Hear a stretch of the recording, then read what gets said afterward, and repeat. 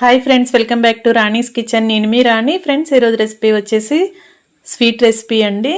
1 cup పల్లీలతో 1 cup అటుకులతో చాలా చాలా సింపుల్గా టేస్టీగా జ్యూసీగా లడ్డు అనేది చేసుకోవచ్చు.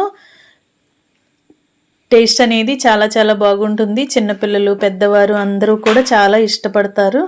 ఆ ప్రాసెస్ అంతా చూద్దాం. వీడియోని ఫస్ట్ నుంచి లాస్ట్ వరకు స్కిప్ చేయకుండా చూడండి. 10 నిమిషాల్లో చేసుకోవచ్చండి. చాలా చాలా టేస్టీగా ఉంటుంది. వీడియోని మధ్య మధ్యలో స్కిప్ చేయకుండా ఫస్ట్ నుంచి లాస్ట్ వరకు చూస్తే ప్రాసెస్ అంతా కూడా క్లియర్గా అర్థమవుతుంది. అలాగే ఛానల్ని ఫస్ట్ టైం వాచ్ చేస్తున్న వారు సబ్స్క్రైబ్ చేసుకుని పక్కనే ఉన్న బెల్ బటన్ని క్లిక్ చేయండి. నేను పెట్టబోయే రెసిపీస్ అన్ని డైలీ చూడండి.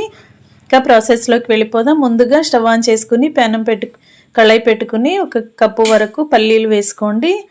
గరిటెతో కలుపుకుంటూ లో ఫ్లేమ్లో బాగా ఫ్రై చేయండి. పచ్చివాసన అంతా పోయి పప్పులు అనేవి క్రిస్పీగా రావాలండి. పై స్కిన్ అనేది పై పొట్టు ఈజీగా రిమూవ్ అయిపోవాలి. అంతవరకు కూడా బాగా ఫ్రై చేయండి. గరిటెతో కలుపుకుంటూ ఇలా ఫ్రై చేసినట్లయితే అన్ని పప్పులు కూడా ఈవెన్గా ఫ్రై అవుతాయి. ఇంకా మనం ఒక పప్పుని చూసినట్లయితే పొట్టు ఈజీగా వచ్చేసింది కదా.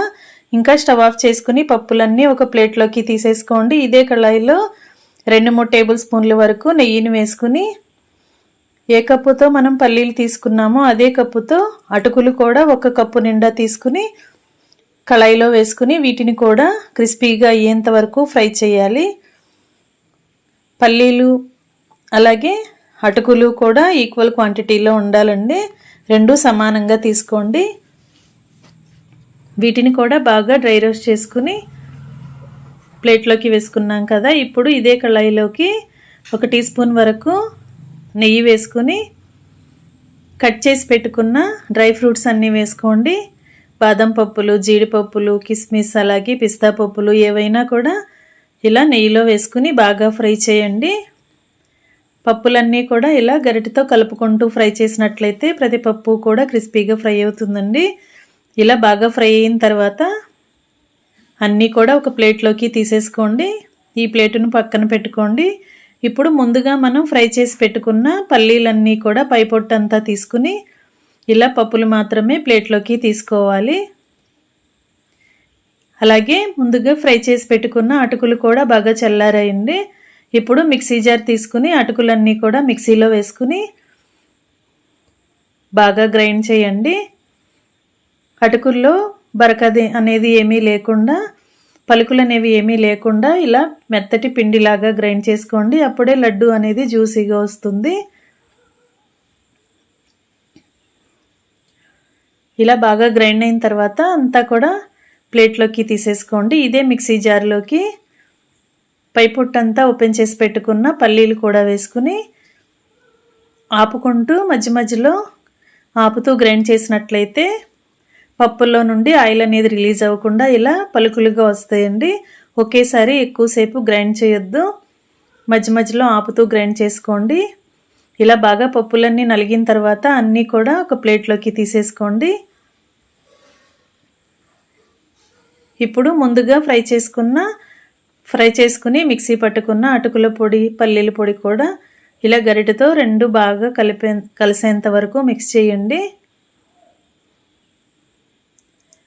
ఈ విధంగా 2 కూడా బాగా కలిసిపోవాలి. ఇప్పుడు స్టవ్ ఆన్ చేసుకుని కళాయి పెట్టుకుని మనం ఏ కప్పుతో పల్లీలు అటుకులు కొలిచి తీసుకున్నామో అదే కప్పుతో 1 కప్పు నిండా బెల్లం తురుము వేసుకోండి. స్వీట్ ఎక్కువగా తినేవారు ఇంకొక అరకప్పు అయినా యాడ్ చేసుకోవచ్చండి. 1.5 కప్పుల వరకు బెల్లం తురుము వేసుకుని కప్పు వరకు వాటర్ పోసి బెల్లాన్ని బాగా కరిగించండి. ఎలాంటి పాకము రావాల్సిన పని లేదు. బెల్లం గడ్డలు అనేవి మొత్తం కరిగితే సరిపోతుంది. ఈ విధంగా బాగా కరిగిన తర్వాత 1 అరకప్పు వరకు ఎండు కొబ్బరి తురుము వేసుకుని మనం మిక్సీ పట్టుకుని కలిపి పెట్టుకున్న పల్లీల పొడి, అటుకుల పొడి కూడా వేసేసుకుని మొత్తం అంతా కూడా పాకంలో కలిసేంత వరకు గరిటెతో కలపండి. ఎండు కొబ్బరి, పల్లీల పొడి అలాగే అటుకుల పొడి మొత్తం అంతా కూడా గరిటెతో బాగా కలిసేంత వరకు కలుపుకోండి. ఫ్లేమ్ మొత్తం తగ్గించుకుని ఈ ప్రాసెస్ అనేది చేసుకోండి. లేదంటే అడుగున అంతా కూడా అంటుకుపోతూ ఉంటుంది, మాడిపోతూ ఉంటుంది. గరిటెతో ఎప్పటికప్పుడు కలుపుకుంటూ బాగా ఉడికించండి. పాకమంతా కూడా ఈ పప్పుల పౌడర్ అంతా బాగా పీల్చుకుని స్వీట్ అనేది గట్టిగా ముద్దలాగా దగ్గరగా ఉడకాలి. అంతవరకు కూడా ఉడికించుకుని చివరిగా యాలకుల పొడి కూడా వేసుకోండి. మధ్య మధ్యలో 2-3 టేబుల్ స్పూన్లు నెయ్యి కూడా వేసుకున్నట్లయితే స్వీట్ అనేది మరింత టేస్టీగా ఉండటమే కాకుండా కళాయికి స్వీట్ అంటుకుపోకుండా ఈజీగా సపరేట్ అవుతూ ఉంటుందండి.